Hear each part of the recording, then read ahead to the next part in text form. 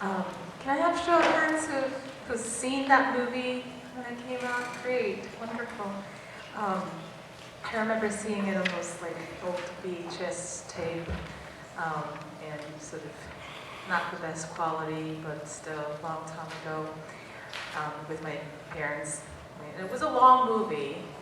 That's what I remember, and then I was crying a lot, but then I don't think I was really understanding like why I was crying a lot, but my mom was crying and made me cry, and so I had to sort of go back and like re-watch it to really just feel like what it was about. But just to give you, if you haven't seen the movie, The Schindler's List, it's a 1993 American film about the time under Nazism, and it's actually, I didn't even know this one, but it was actually based on the Australian novelist's novel, Thomas Keneally, called Schindler's Ark.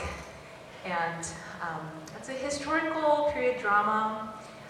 It's actually about this guy called Oskar Schindler. He's an ethnic German businessman who saved a lot of mostly, like thousands of mostly Polish Jewish refugees during this Holocaust by hiring them in his own company, and it sort of goes through the hardships and whatnot that he's going through in that times. And everything is sort of in a dark, sort of just gloomy, that kind of image, just overall. But it's definitely definitely a film that you would like to watch when you have time. It's not something that you can just watch and then just go for, like go and chat with friends and whatnot. It's something that you might want to just sit and think about.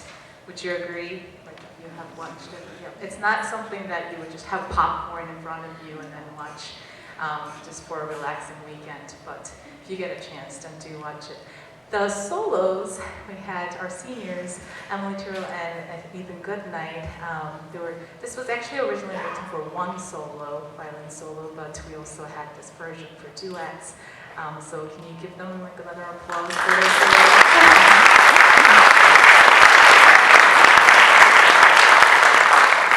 So does anyone know who played the solo in the actual film?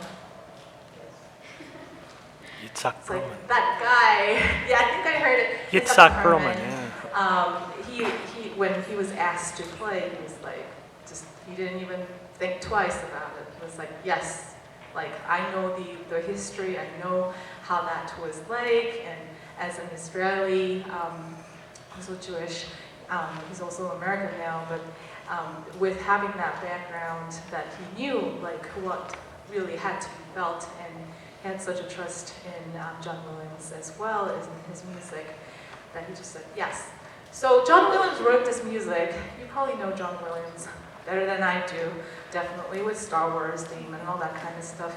But then John Williams, as a really well-known composer, he's worked with Steven Spielberg before as well, but then when Spielberg said, yeah, so watch this film and then let's compose music for this one, he was amazed by the whole quality of the movie, and he said, you know, I don't know, like you need a better composer than I am for this film. Like for him to say that you need a better composer than this one. I'm not really sure if I can really compose the right music for this one. And Spielberg said, I know, but they're all dead. So you're gonna do it. So he ended up composing for this. And he did a really good job, right? So this year actually marks Perlman's 70th birthday year as well. And I follow him on Facebook and whatnot, and he just doesn't look like, I mean, he does look a little bit older than before, but his playing just shines whenever he performs, and he even came to East Lansing a while ago, and he just went on and on and on with his encores. It was just amazing, like hearing like 7 or 8 encores, and he's just like he's just like, oh yeah, I know this, I know this, I know this, and it's this piece of cake. Wish I could do that when I turn 70, but that's a long way away, so that's okay. I'll get there sometime, right? We'll all get there. So the next piece, it's a kind of sort of neat discovery while I was going through string works that is not arranged, that is not rescored, that is an original work for a string orchestra. It's always a challenge to find the one that fits us, both technically and then also just character-wise, something that fits this ensemble. And this next piece that you'll hear is Serenade Number 2 by Robert Volkmann, who's a German composer. His actual name is Friedrich Robert Volkmann, but I guess he liked Robert better, so he went with his middle name. He was born in 1815, and he had some like interesting sort of career and whatnot that I'm going to talk a little bit about, but it was just a surprise. Like, I've never played his pieces before. I've never heard of the composer before. I asked if anyone knew, and no one knew about him. But we liked the piece, right?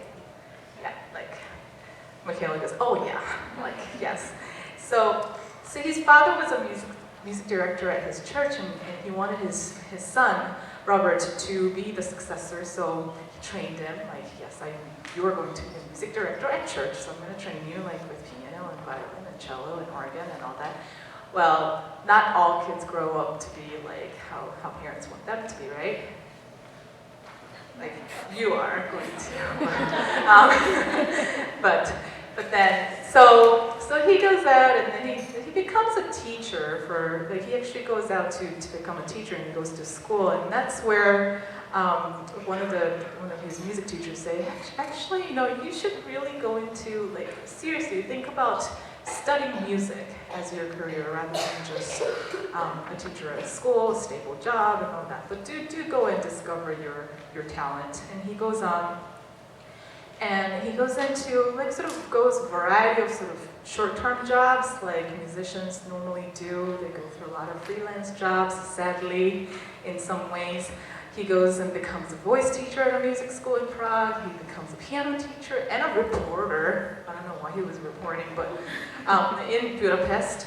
And he does some freelance work here and there. He was a choir master, he was organist, and he was never really settling in a job, but he was following where he would get hired. And luckily, in 1857, Gustav Hacknust, who is a Budapest based publisher, he comes along and he goes, I'm gonna buy the rights to all of your compositions, but I'll give you a steady income, monthly income. So he's like, oh, great. So then I can write as much as I would like. It'll get published. I don't get the rights to the work, but still I'll get the income. So he writes quite a bit during that time. If that continued, that would have been great, but that only lasted for a few years because the actual publishing company closed down later on. But this music comes right before it closed down, so it still got published. He was still compensated for his work. And it actually worked out quite nicely because after that he goes and visits Vienna. He meets Johannes Brahms, and they apparently became really good friends. Brahms, if you know him, like, he's not the kind of person that would be friendly to everybody. He would actually be so shy that he doesn't want anyone to come and say, like, oh, Mr. Brahms, you're so great. Like, he would be actually running away, like, or going through behind the door to get to his house so that he doesn't get anyone coming to talk to him. And he would only open up to the people that he liked. And this is kind of interesting. They were actually exchanging a lot of letters that's addressed as dear friends. So they must have really liked each other as friends.